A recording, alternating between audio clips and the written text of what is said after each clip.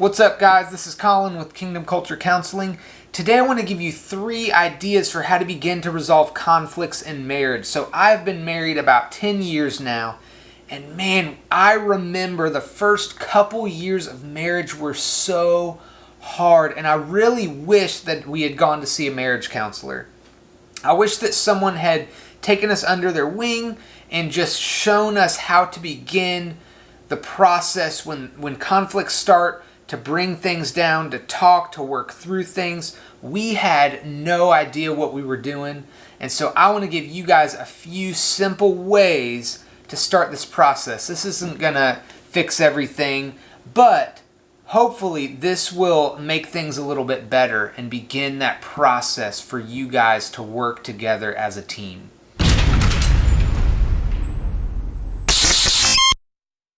So the first tip I want to give you guys is to look at the process. A lot of times we get caught up in dealing with the content. So let's say someone comes into my office for some marriage counseling. A new therapist might start to begin looking at, okay, what do you guys fight about? What do you think about that? What do you think about that? And they start hashing it out.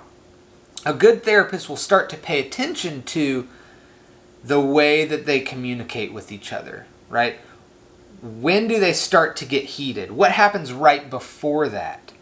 What happens right after that? When do things start to dissolve and get better? When does it get a little better and then it gets ramped up again? So I want you guys to begin paying attention to all of those things. So for me, when I look back at the first couple years of marriage, which were really hard for me and my wife, we got married when we were 20. We had no idea what we were doing, and we spent a lot of time fighting, hours and hours. It was horrible. And so in that time, something that I noticed down the road, I wish I had learned this earlier, is I began paying attention to the things that would happen, the cycles we would get in. When do things start to die down? Because we would fight for hours. And what I noticed was that at some point I would be done. And I would just say, hey, look, I'm really sorry. I shouldn't have done this, or I shouldn't have said that. That wasn't okay. And then I would throw this in, right? Guys, you probably know what I'm talking about. But you shouldn't have done this. Or, but, I did that because you did this, right? And so it would start, hey, I'm sorry. And, oh, it's starting to get better. And then it would ramp back up again, right? Because she would feel the need to defend what I was accusing her of. This wasn't like me just owning my stuff. It was like, I'm going to own my stuff so I have an excuse to put everything on you. And so what I noticed was when it actually got better is when I'd do that a few times, and then eventually I'd be like, look, I'm sorry. I shouldn't have done that. I shouldn't have said that. That wasn't okay. And then I would just stop. And then things were a little smoother. What if I just jumped to that? What if I cut out all that stuff in between? And that happened because I began paying attention to the process. This may not be the thing in your marriage. There may be some different process that goes on. There may be certain topics that when you get into that, or maybe after you hang out with your parents, or maybe after the kids go to bed, or when you stay late for work, there's these certain things that you just need to be aware of. Hey, my wife or my husband is a little bit heightened in this instance. So I need to maybe play it cool a little bit and back off. Or, man, we just get ramped up whenever we're around these people, or whenever we are back home for vacation. Right? And as you begin to notice the process and talk about it together, you will begin to learn the patterns, and you'll start to notice, hey, this is about to get crazy. Let me back off before I do something stupid. Number 2, this is a big one. There is a really good type of therapy. My favorite for marriage is emotionally focused therapy.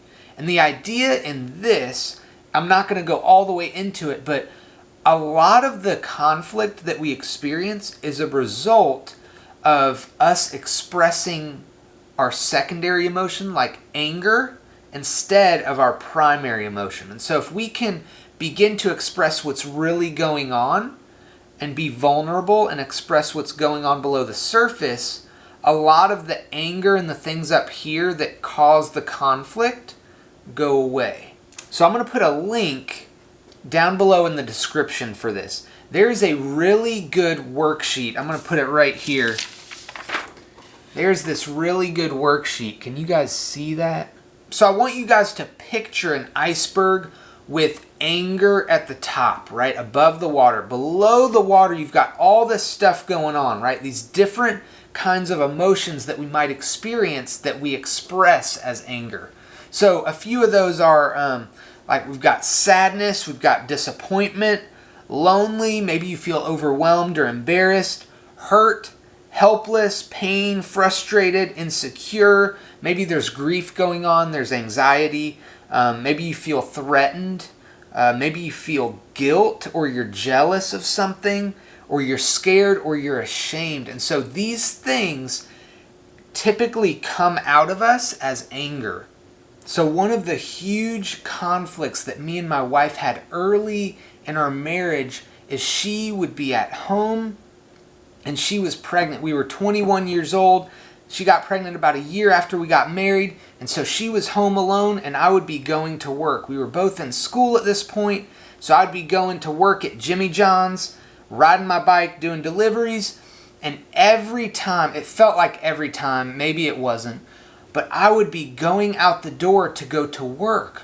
My wife would be angry at me. She would begin to tell me that I needed to stay home with her. So she would say things like, "You're leaving me, you're making me feel this way." I don't even remember the things she would say. And I felt this pull of, I'm trying to be there for my wife, but I also, if I'm being there for my wife, I have to work and get money, and so I don't know how to balance this.